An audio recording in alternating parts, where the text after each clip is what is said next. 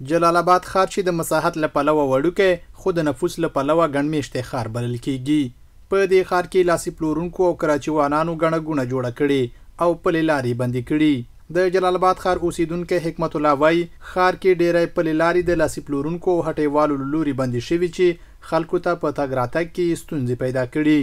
موږ د خپل ښاروالۍ کوم ځای تعین کړي یا دکاندار ته یا مثالار یو ته کارګر دپاره باید هماغه خپل ساحه کې کار وکړي او چې مثال ساحې نه اضافه وځي دا خو غیر قانوني کار ده، باید د دې مخه قانون خپله ونیسي. یو بل ښاري شمس الله بیا وایي که چیرې د ښار په کومه سیمه کې اور لګېدنه رامنځته شي نو د اور وژنې وسایل د لارو د بندېدو له امله نشي کولی سیمې ته په وخت د اور د مهارولو لپاره ځان ورسوي.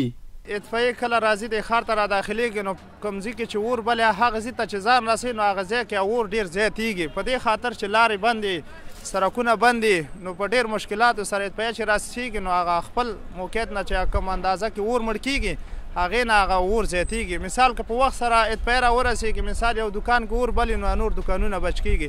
د جلال آباد ښاروالۍ مطبوعاتي مسؤل حمید محمودي وایي همدغو ستونزو ته په کتو جلال آباد ښار کې لاسي پلورونکو ته بدیل ځایونه برابروي چې ورسره به ښار کې بې نظمي له منځه لاړه شي.